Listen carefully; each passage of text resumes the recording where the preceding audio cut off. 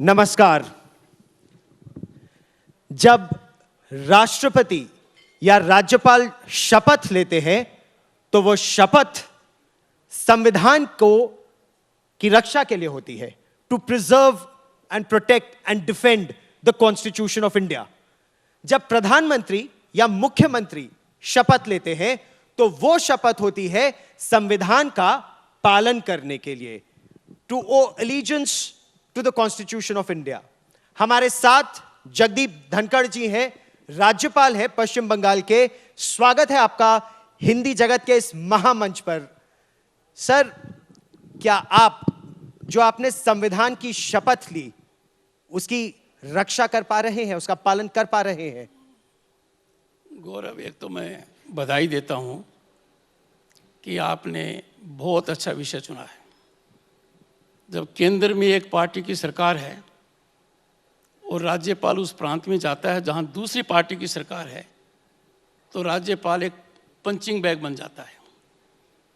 उसको स्वाभाविक रूप से शक की नज़र से देखा जाता है। आप भारत के संविधान को देखेंगे तो कार्यपालिका, न्यायपालिका और विधायिका, इन तीन में जो संवैधानिक पदों पर हैं उनकी शपथ का प्रारूप है।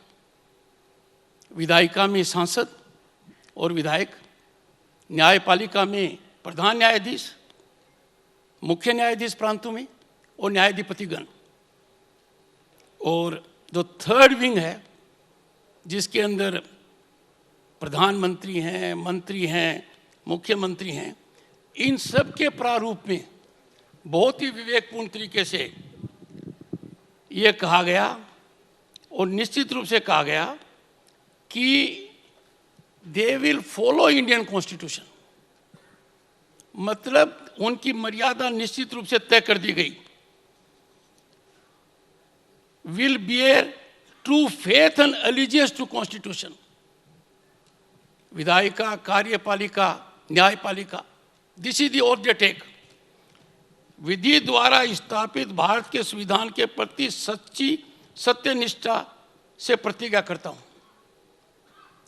पर महामहिम राष्ट्रपति और राज्यपाल की जो शपथ है वो एक अलग तरीके की है, और वो शपथ है पूरी योग्यता से संविधान और विधि का परिरक्षण, संरक्षण और प्रतिरक्षण करूंगा। मतलब preserve, protect and defend Indian constitution and law. तो मेरी शपथ जो अनुच्छेद 159 में है, मेरा जो दायित्व है, मेरा जो कर्तव्य है, मेरा आकलन आप जिस बात पर करेंगे वो इस पर करेंगे कि क्या राज्यपाल की हैसियत से मैं भारत के संविधान और कानून को प्रिजर्व कर पाया हूं, प्रोटेक्ट कर पाया हूं, डिफेंड कर पाया हूं। क्या आप ऐसा कर पाए हैं बंगाल में? उससे पहले गौरव, राज्यपाल और महामहिम राष्ट्रपति की शपथ का एक दूसरा हिस्सा और है, और जो अत्यंत महत्वपूर्ण है। बहुत से लोग राज्यपाल की भूमिका पर प्रश्न उठाते हैं। राज्यपाल इज प्रोएक्टिव, राज्यपाल is acting in executive manner, राज्यपाल is going beyond his limitations. क्यों कहते हैं? क्योंकि राज्यपाल जो शपथ लेता है उस शपथ के दूसरे भाग की ओर उनका ध्यान नहीं जाता है, और वो भाग है will devote myself to the service and wellbeing of the people of India. ये राष्ट्रपति जी कहते हैं, और राज्यपाल वही शपथ लेता है अपने प्रांत के लिए कि सच्ची निष्ठा से लोगों की सेवा करूंगा। तो मुझे पश्चिम बंगाल के राज्यपाल की हैसियत से यदि अगर कोई काम करना है, अपनी शपथ पर खरा उतरना है, तो मुझे ये दो काम निश्चित रूप से करने पड़ेंगे। और ये जनता को मेरा वचन है, मेरा उत्तरदायित्व है, और इसके लिए मैं प्रयासरत हूं। आपको सफलता मिल रही है या नहीं मिल रही है? आप अपने दायित्व का पालन कर पा रहे हैं या नहीं कर पा रहे हैं? गौरव, पश्चिम बंगाल एक चुनौतीपूर्ण राज्य है। पश्चिम बंगाल के हालात प्रशासनिक दृष्टि से अत्यंत चिंताजनक है। वहाँ की जो शासन व्यवस्था है वो संविधान की मर्यादा से काफ़ी दूर है। आपने देखा होगा, आज़ादी के बाद सबसे भयानक भयावह पोस्ट पोल वायलेंस हुआ। नेशनल ह्यूमन राइट्स कमीशन ने एक रिपोर्ट दी। उस रिपोर्ट का प्रथम वाक्य था, rule of the ruler not rule of law. वो बिल्कुल सही आंकलन है। मैं क्यों कहता हूं? भारत के संविधान में अनुच्छेद 167 में स्पष्ट रूप से लिखा गया है, duties of the chief minister towards the governor. Word use is duties. उसके तहत राज्यपाल मुख्यमंत्री से कोई भी जानकारी मांग सकता है। जब आप ये जानकारी मांगते हैं मुख्यमंत्री ममता बनर्जी से, आपको वो जानकारी मिलती है? 2 साल से कुछ महीने ऊपर हो गए, अनेक विषयों पर जानकारी मांगी, भयानक विषयों पर जानकारी मांगी, बड़े बड़े स्कैम्स के बारे में जानकारी मांगी, पॉइंटेड तरीके से मांगी। गौरव, एक भी जानकारी नहीं दी गई। एक भी जानकारी नहीं? एक भी जानकारी आज तक नहीं दी गई। उदाहरण के तौर पर बताता हूं, 2016 में बंगाल ग्लोबल बिजनेस समिट की शुरुआत हुई। इसके 5 एडिशन हो गए। मेरे प्रीडिसेसर राज्यपाल ने विधानसभा में संकेत दिया कि इन 5 एडिशंस में 12,30,000 करोड़ का इन्वेस्टमेंट हुआ है। 12,30,000 करोड़ का इन्वेस्टमेंट हुआ है। मैंने प्रश्न पूछा, ये इन्वेस्टमेंट पश्चिम बंगाल के किस भूभाग पर है? लाजमी है कि नहीं? ये तो पूछ ही सकते हैं। ये इन्वेस्टमेंट किसने किया है? इस इन्वेस्टमेंट का आज के दिन क्या स्तर है? इस इन्वेस्टमेंट से क्या एम्प्लॉयमेंट जनरेट हुआ है? न तो प्रिंसिपल फाइनेंस सेक्रेटरी जवाब देते हैं, न वित्त मंत्री देते हैं, और माननीय मुख्यमंत्री तो देती ही नहीं है। लेकिन बंगाल सरकार ये कहती है कि एक हस्तक्षेप है, वो एक डेमोक्रेटिकली इलेक्टेड गवर्नमेंट है, वो अपना काम कर रहे हैं, वो निवेश की कोशिश कर रहे हैं, और आप जानकारी मांग रहे हैं कि कितना इन्वेस्टमेंट आया। तो ये क्या गवर्नर का काम है ये जानकारी मांगना? गौरव, मैंने अभी आपको बताया, अनुच्छेद 167 क्या कहता है? राज्यपाल जानकारी मांगे वो दो। नंबर 1, मैं चाहता हूं पश्चिम बंगाल में इन्वेस्टमेंट आए, मैं उसके लिए प्रयासरत रहना चाहता हूं। मैंने जानकारी की है कि 4-5 दशक पहले भारतीय इकोनॉमी में पश्चिम बंगाल का क्या रोल था। एंटरप्रेन्योरशिप के लिए लोग बंगाल जाते थे, इंडस्ट्री के लिए जाते थे, बिजनेस के लिए जाते थे, एजुकेशन के लिए जाते थे, टूरिज्म के लिए जाते थे। There was flight of capital to Bengal, there was flight of human resource to Bengal. आज के दिन क्या है? इसका उल्टा, ठीक विपरीत। कंट्रीब्यूशन जो पहले था उसका 1/10 रह गया है। तो विशफुल थिंकिंग से इन्वेस्टमेंट नहीं आता है। इन्वेस्टमेंट कब आएगा? इन्वेस्टमेंट तब आएगा जब इन्वेस्टर आप में कॉन्फिडेंस रखेगा।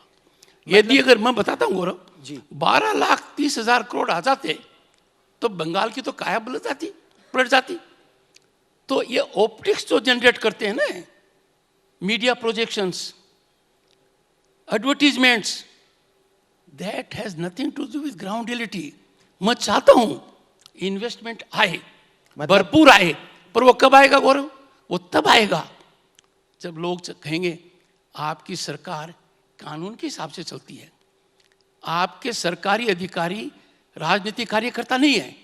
आपके यहाँ लॉ एंड ऑर्डर ठीक है, आपके यहाँ ह्यूमन राइट्स का वायलेशन नहीं है, तब आएगा इन्वेस्टमेंट। यह बहुत बड़ी बात आप कह रहे हैं। राज्यपाल के तौर पर, पश्चिम बंगाल के राज्यपाल के तौर पर आप ये कह रहे हैं कि जो वहां सरकारी अधिकारी हैं वो स्टील फ्रेम के रूप में न काम करके राजनीतिक कार्यकर्ताओं के रूप में काम कर रहे हैं। आईएएस, आईपीएस या जो ब्यूरोक्रेसी है, आपने अभी स्टेट इलेक्शन कमिश्नर को बुलाया और उनसे कहा कि निष्पक्ष और संविधान सम्मत काम किया जाए। ऐसा क्यों? पहले आपने पूछा सरकारी कर्मचारियों के बारे में। गौरव, राज्यपाल की हैसियत से मेरे से सरकारी कर्मचारी मिलते हैं। राज्यपाल से मिलने के लिए इनको मुख्यमंत्री की इजाज़त चाहिए, राज्यपाल को चिट्ठी लिखने के लिए मुख्यमंत्री की इजाज़त चाहिए। क्या कभी ऐसा हो सकता है? मुझे दुख है, कभी नहीं सोचा था कि IAS and IPS and IAS in particular, known as steel frame at one point of time, उसके इतना जंग लग जाएगा। They will be so emasculated, they will be so politicized, they are an extension, an organ of the ruling party। और ये मैं आपको कह रहा हूँ, you can go there as a journalist, I can say without fear of contradiction, आप एक ही बात कहेंगे कि मेरा स्टेटमेंट अंडर स्टेटमेंट था। दूसरा, आपने कहा स्टेट इलेक्शन कमीशन, क्यों मैंने बुलाया? कारण है, भारत के संविधान के तहत मेरे कुछ उत्तरदायित्व हैं। जैसे स्टेट फाइनेंस कमीशन, केंद्र में एक फाइनेंस कमीशन है जी, वो फाइनेंस कमीशन राष्ट्रपति को रिपोर्ट देता है, उसी के आधार पर केंद्र और राज्यों में पैसे का बंटवारा होता है जी। भारत के संविधान में प्रावधान है कि there will be state finance commission, it is a constitutional body. और वो क्या तय करता है? राज्य सरकार, पंचायत और म्युनिसिपैलिटीज में कितना कैसे डिवीजन होगा जी। जब मेरे पास 5th फाइनेंस कमीशन के अपॉइंटमेंट की फाइल आई तो मैंने कहा 4th फाइनेंस कमीशन ने क्या किया? मेरे सामने तो कोई रिपोर्ट नहीं है। कॉन्स्टिट्यूशन का प्रोविजन स्पष्ट है कि फाइनेंस कमीशन राज्यपाल को रिपोर्ट देगा और राज्यपाल उस रिपोर्ट को विधानसभा में रखवाएगा ताकि जनता के चुने हुए प्रतिनिधि उस पर विवेचन कर सकें। पता लगा 5 साल का समय निकल गया, रिकमेंडेशंस का टाइम निकल गया, राज्यपाल को रिपोर्ट ही नहीं दी। एक ही तो काम करना था, नंबर 1। नंबर 2, उन्हीं लोगों को 5th फाइनेंस कमीशन में लगाना चाहते हैं। क्या ये संभव है? तो एक एक करके अगर इन मुद्दों को ले सर, आपने एक ट्वीट किया बतौर राज्यपाल, cautioned the SEC towing the line of state government and be merely its executing agency। आपने कहा कि it is an outrage of constitution as also unwholesome for democratic process। तो किस आधार पर आपको लग रहा है कि इलेक्शन कमीशन निष्पक्ष नहीं है राज्य में? ये आपने बहुत अच्छा प्रश्न किया और इससे बहुत सी बातों का खुलासा हो जाएगा। स्टेट इलेक्शन कमीशन का कानून में वही दर्जा है जो इलेक्शन कमीशन ऑफ इंडिया का है जी। प्रावधान बिल्कुल सिमिलर है। उसमें लिखा हुआ है कि state election commission can demand from the governor whatever staff it needs for any purpose whatsoever, it is written there। मैंने उनको हाल में नहीं बुलाया, मैंने उसको 4 बार बुलाया। मैंने उनसे पूछा, आपने अकेले कलकत्ता में चुनाव कराने का फैसला क्यों किया? आपका कॉन्स्टिट्यूशनल दायित्व है कि पूरे प्रांत में कराना है, पूरे प्रांत में चुनाव ड्यू हैं। लोकसभा के चुनाव कई चरणों में होते हैं, विधानसभा के चुनाव कई चरणों में होते हैं, आपने क्यों किया? और उनकी घोषणा से पहले सरकार कह चुकी थी कि चुनाव इन 2 का ही होगा, चुनाव इस तारीख को होगा। It is death nail of democracy. if decision of a constitutional body is taken by the executive. Gaurav, I am not a stakeholder in politics. I am a friend of the government. I want people of West Bengal to prosper. I want them to develop. I want them to come out of fear. The Human Rights Commission का chairman, a retired judge of Calcutta High Court, मुझे कहता है, my Human Rights Commission is in ICU. It is on ventilator. तो क्या हो सकता है?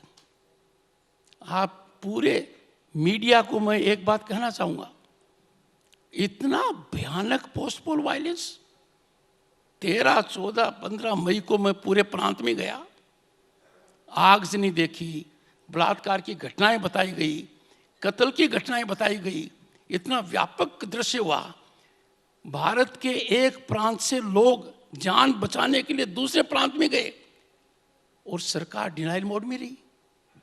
जब मुख्यमंत्री ने 5-6 कैबिनेट मीटिंग के अंदर इस मुद्दे को देखा ही नहीं और नजरअंदाज करते रहे, तो मुझे बताइए, can I sit quiet if Bengal becomes a gas chamber for democracy?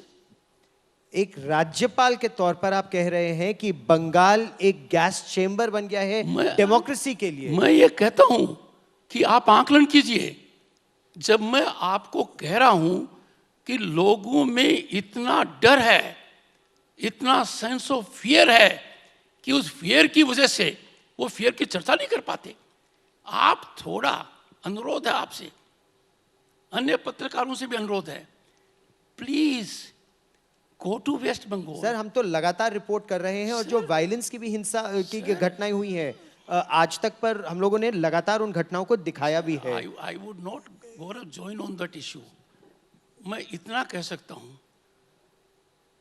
कि मुझे उस दिन से डर लगता है और भयानक डर लगता है। बंगाल में राज्यपाल को डर लगता है? नहीं, मुझे डर लगता है उस स्थिति से जब मीडिया डर जाएगा और बंगाल के पत्रकार बंधुओं को माफी मांग कर मैं कह चुका हूं कि मैं कहने की हालत में नहीं हूं कि मुझे डर नहीं लग रहा है। नहीं सर, लेकिन हम लोग आज तक पर हम लोग निष्पक्ष हर खबर दिखाते हैं, ये मैं बड़े गर्व के साथ कहना चाहता हूं। और एक मुद्दा अगर मैं और उठाऊं, और क्योंकि आपने इसको कई बार इसका जिक्र भी किया। Gaurav, I will spell out my heart. बिल्कुल। राज्यपाल ने पश्चिम बंगाल की विधानसभा को 2 बार एड्रेस किया, दोनों बार ब्लैकआउट रहा। अंदाजा लगा सकते हो, राज्यपाल ने स्पीकर को कहकर विधानसभा का दौरा किया, दरवाजे के ताले लगे। राज्यपाल चांसलर होता है, बिना राज्यपाल की स्वीकृति के कोई वाइस चांसलर की नियुक्ति नहीं होती। मेरे यहाँ 1 दर्जन से ज़्यादा वाइस चांसलर की नियुक्ति और मुझे अंदाजा ही नहीं है। मैं आपको ये कहता हूँ, I don't want to join issue कि आपका चैनल क्या कर रहा है और क्या कर रहा है। मैं इतना कह सकता हूँ कि आप अपने जर्नलिस्टिक धर्म के अनुसार एक टीम को भेजकर पश्चिम बंगाल के राज्यपाल की हैसियत से जो मैं आपको आज कह रहा हूँ, उसमें आपको कुछ भी गलत लगे, I am open to correction, open to making an apology. Sure sir, लेकिन जो मुद्दा है वो ये है कि आप संविधान की शपथ निभा पा रहे हैं या नहीं निभा पा रहे हैं बंगाल में। बंगाल सरकार ये कह रही है कि एक राज्यपाल के तौर पर आपने व्हाइट पेपर, एक श्वेत पत्र की मांग की वेस्ट बंगाल समिट को लेकर, वो तो विपक्ष का काम है, राज्यपाल का नहीं। कमाल है, कमाल है गौरव जी। अनुच्छेद 167 के तहत राज्यपाल जानकारी मांग रहा है, श्वेत पत्र क्यों नहीं? बताइए, मैं आपसे पूछना चाहता हूं, why should I not ask? जब मेरे पास रिप्रेजेंटेशन पर रिप्रेजेंटेशन आ रहे हैं, मेरे पास जब ये कहा जाता है, जब श्वेत पत्र की बात करते हैं, गोरखा टेरिटोरियल एडमिनिस्ट्रेशन 2011 के कानून के तहत बना, हर साल उसका सीएजी ऑडिट होना है, वो ऑडिट का दायित्व राज्यपाल पर है ताकि वो विधानसभा में दे। मैं दार्जिलिंग जाता हूँ, लोग कहते हैं GTA is Dane of corruption, लिखित में देते हैं। हजारों करोड़ रुपए चले गए केंद्र सरकार और राज्य सरकार के। मुझे दार्जिलिंग एरिया में कोई विकास नजर नहीं आता है।